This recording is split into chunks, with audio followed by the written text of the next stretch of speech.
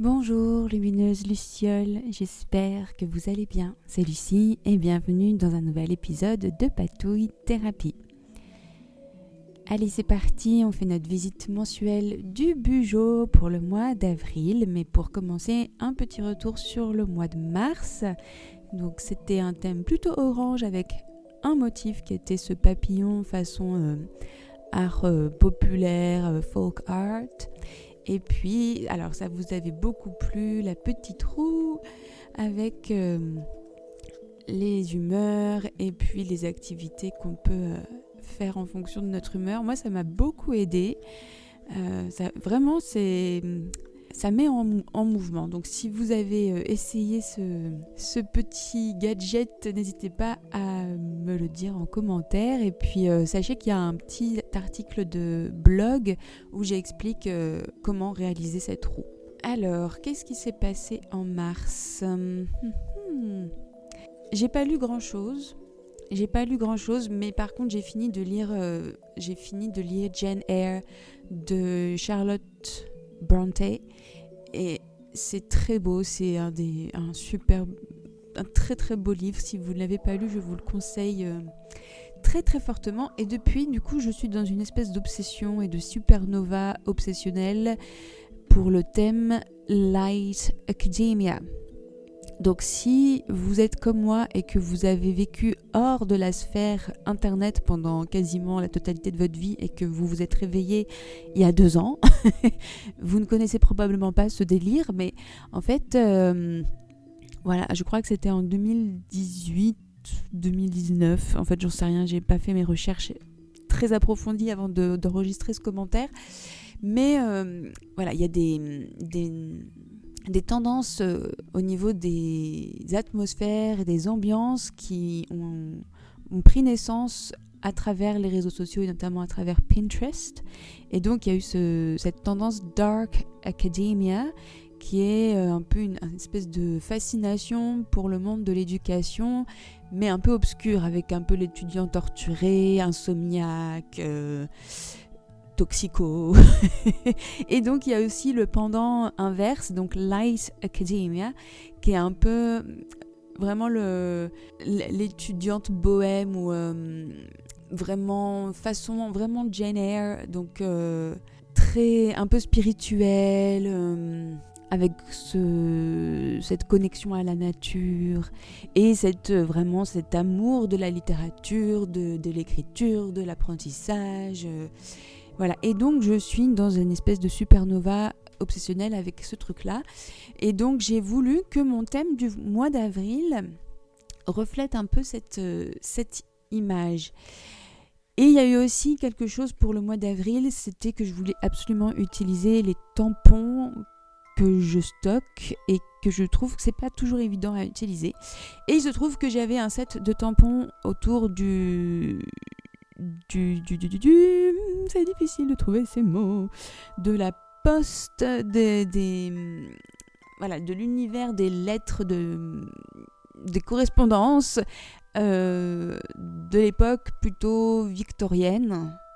Donc c'est plutôt parfaitement dans le thème, puisque le thème Light Academia, souvent c'est quand même, on est dans l'époque victorienne, donc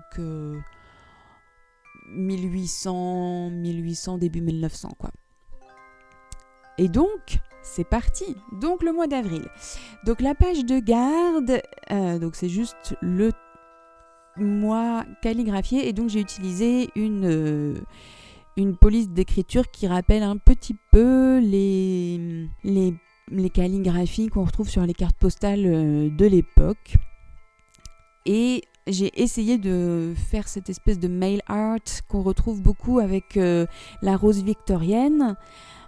Et puis ce côté un petit peu un peu estompé, alors c'était pas voulu parce qu'en fait j'avais tamponné, donc ces fameux petits tampons, donc ça c'est les tampons de nuages, hein, c'est pas les tampons postaux, ça c'est moi qui les ai faits, ça viendra plus tard, les tampons postaux, à part, oui là il y en a un, et puis là aussi, mais voilà, j'avais tamponné les petits nuages et la lune, et c'était des tampons qui m'ont été gentiment offerts par Marion, merci beaucoup Marion, et je les avais tamponnés avec de l'encre un peu rouge tirant sur le rose et du coup ça jurait sérieusement et ça me plaisait pas du tout.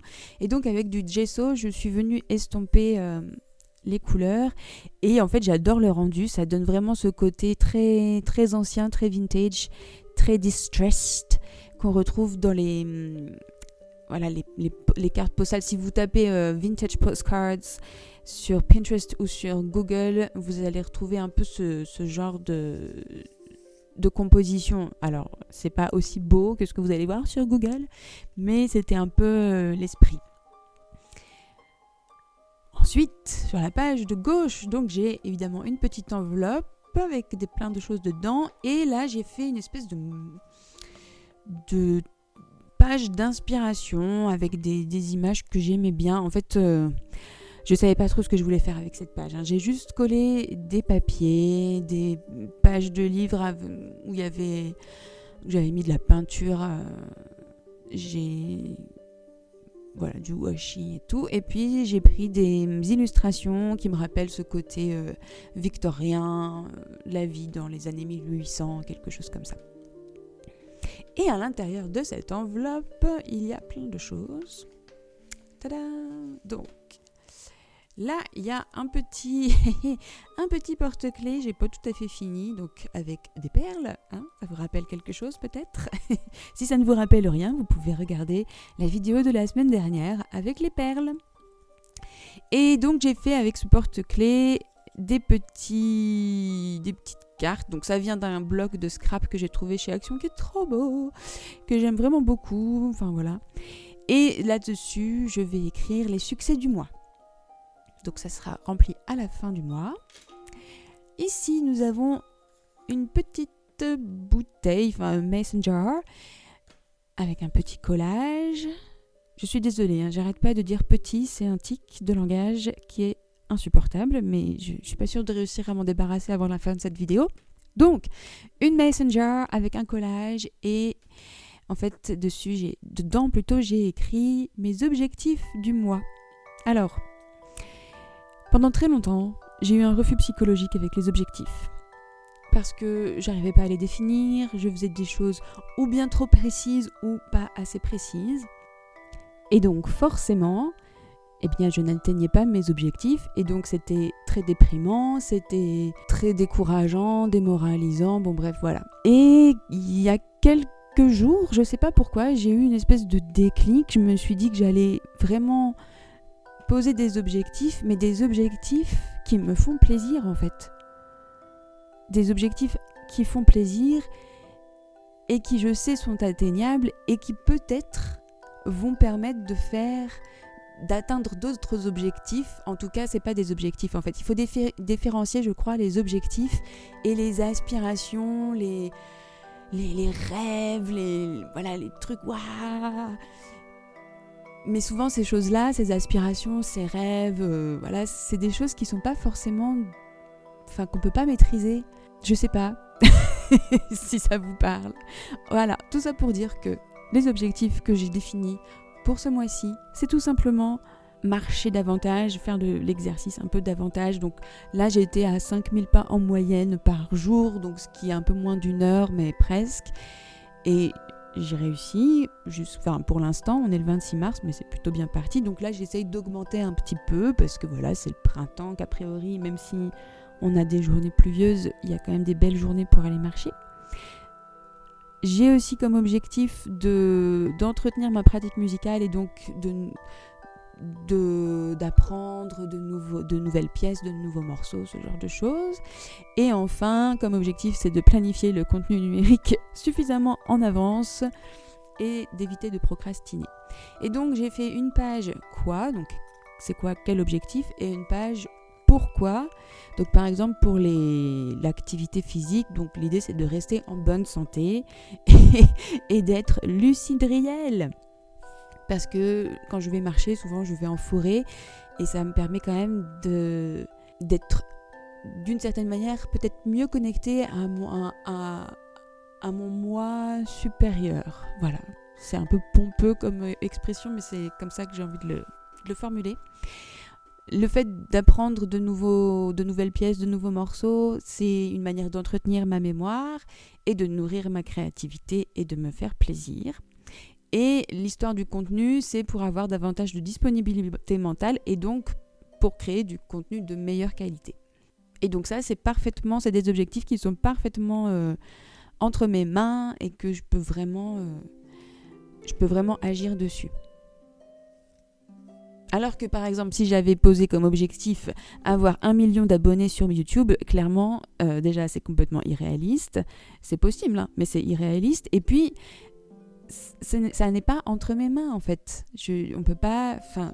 Et puis est-ce que c'est vraiment ça l'objectif en fait derrière ? Est-ce que l'objectif c'est pas plutôt en tout cas l'objectif ou le besoin qui est derrière, un besoin de reconnaissance et de validation. Donc voilà, quand on pose des objectifs, c'est vraiment important de démêler un peu toutes les strates, toutes les couches qu'il y a derrière pour vraiment poser des objectifs qui sont justes et qui vont être vraiment nourrissants pour vous.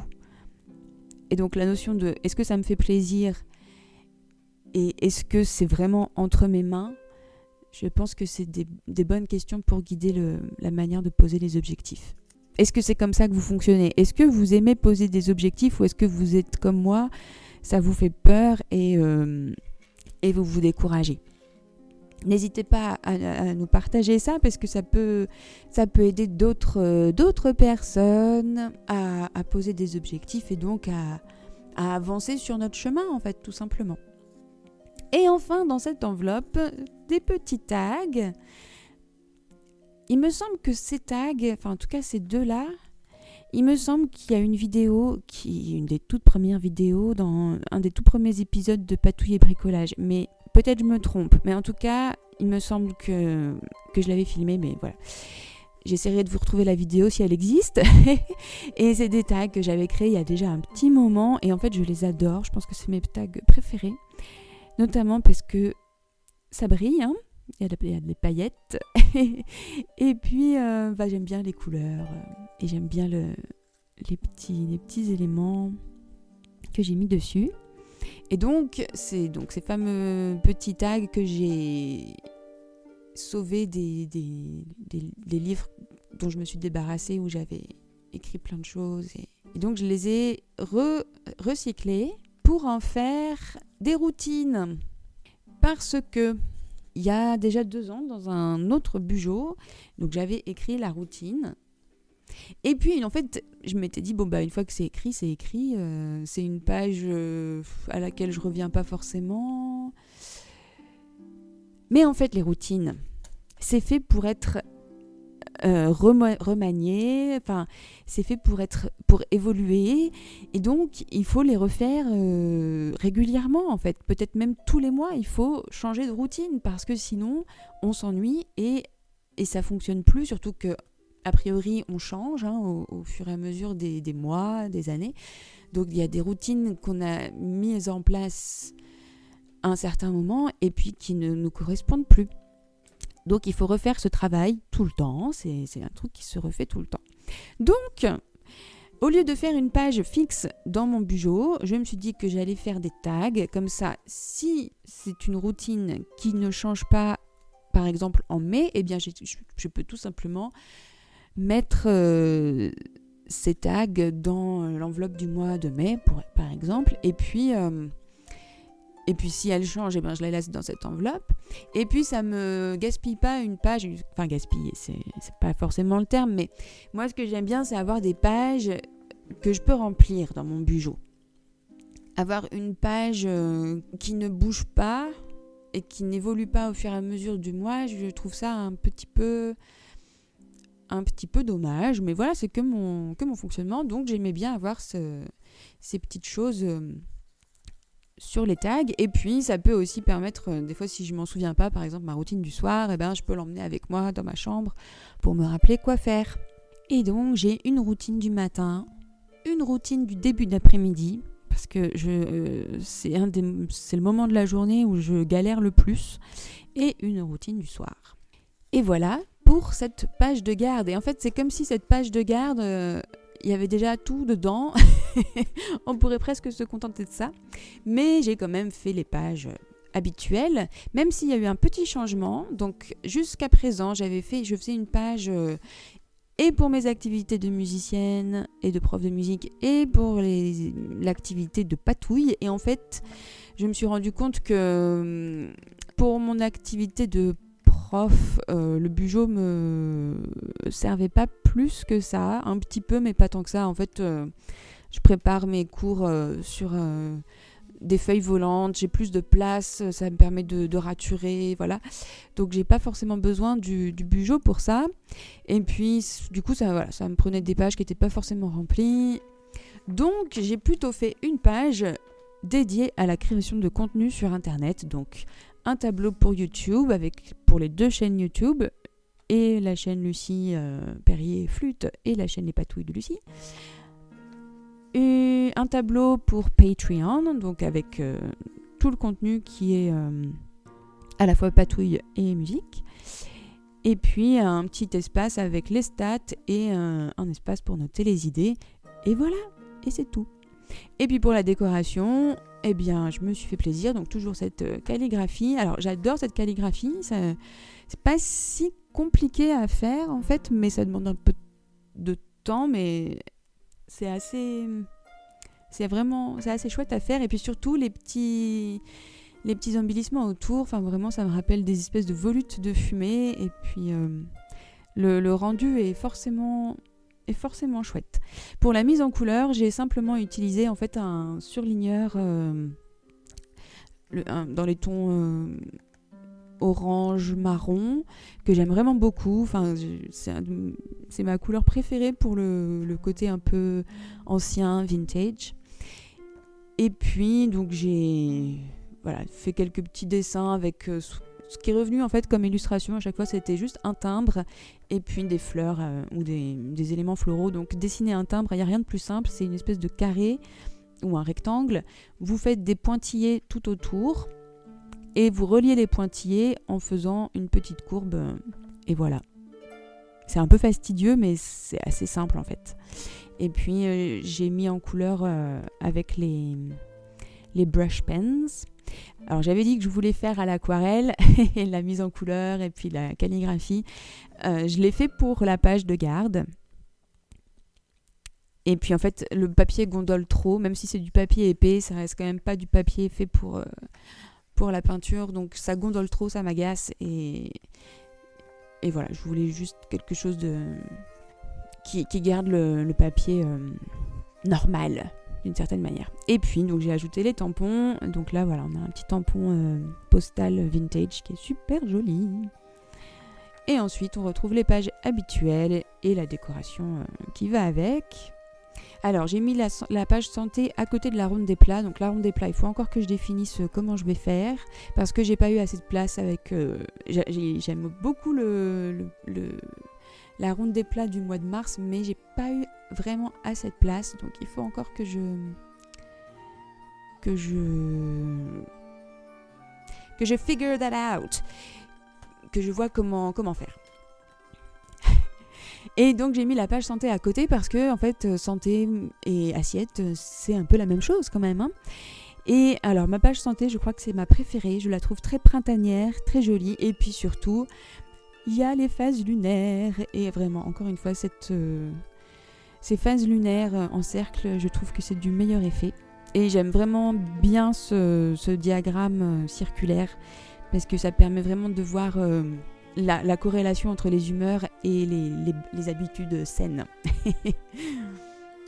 Et pour terminer les pages de type collection, eh bien ma page bibliothèque arrive à la fin. Et là, du coup, j'ai fait des petites enveloppes qui s'ouvrent pour venir inscrire les lectures, les films ou les youtubeuses, les vidéos YouTube. C'est beaucoup des femmes que je regarde, c'est vrai. Et puis la musique. Et donc j'ai mis YouTube avec les films parce qu'en fait, je regarde vraiment très peu de films. Je préfère de plus en plus regarder des vidéos YouTube. Et voilà, et enfin, pour terminer, donc on a les pages hebdomadaires. Et donc là, j'ai pas encore trop décoré. La seule chose que j'ai faite, c'est évidemment les onglets. Et c'est super parce que j'avais un ruban dans le thème postal vintage. Et c'est super agréable comme texture, ça change. Ah, je voulais juste vous montrer une page. Donc on est passé très vite sur la page abondance parce que voilà, elle ne change pas depuis les mois précédents. Mais par contre, j'ai une nouvelle page sur laquelle je reviendrai. Enfin voilà, qui est une page qui aurait pu être au tout début du journal parce que c'est le genre de page qui se remplit sur plusieurs mois. Et donc c'est la page tirelire. Et récemment, j'ai découvert une youtubeuse toute jeune qui s'appelle Valentine et dont la chaîne s'appelle Dream in Reality. Et donc Valentine, elle fait du bujo. Entre autres, elle fait plein d'autres trucs, mais elle a son petit bujo qui est super tout mignon. Alors, c'est pas le bujo le plus élaboré en termes de dessin, de calligraphie et tout, même si voilà, elle le décore et tout. Mais voilà, il y a des personnes qui sont beaucoup plus qui vont mettre beaucoup plus d'énergie dans la décoration. Ce que j'aime bien chez Valentine, c'est que c'est à la fois très simple, très décomplexé, et il y a une page qui est hyper fonctionnelle, c'est la page compter son argent. Donc ce que j'appelle la page tirelire. Et en fait, ça m'était jamais venu à l'esprit de régulièrement, donc là je le fais toutes les semaines, de compter mon argent, c'est-à-dire j'ouvre mon portefeuille, donc je compte mes pièces, mes billets. Ensuite, j'ouvre mon compte en banque en ligne et je note combien j'ai sur mon compte en banque, sur mon compte épargne et sur mon compte PayPal, enfin voilà. Et je fais la somme de tout ça, ce qui me permet d'avoir une vue d'ensemble précise et puis de voir comment ça évolue d'une semaine à l'autre. Est-ce que ça augmente? Est-ce que ça diminue? Et c'est moins plombant et ça permet de réajuster. Donc voilà, je ne sais pas si c'est quelque chose que vous faites, mais je vous invite à essayer parce que c'est plutôt pas mal. C'est plutôt pas mal, voilà. Donc merci Valentine. Et puis je crois que c'est tout ce que j'ai à vous dire, c'est déjà pas mal. Et donc maintenant je vous tourne juste les pages pour que vous puissiez voir ce que ça donne.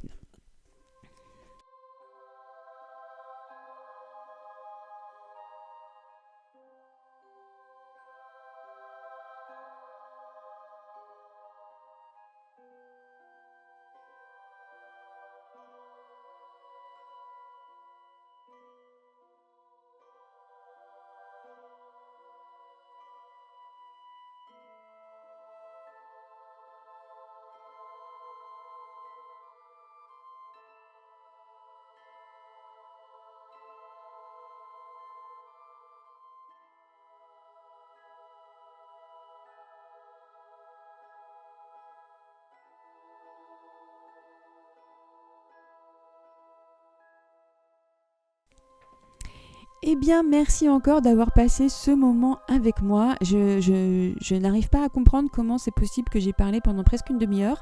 Donc, j'espère qu'il y avait des choses intéressantes dans ce blabla et que ces pages de journal vous donneront des idées pour votre propre journal et pour votre organisation.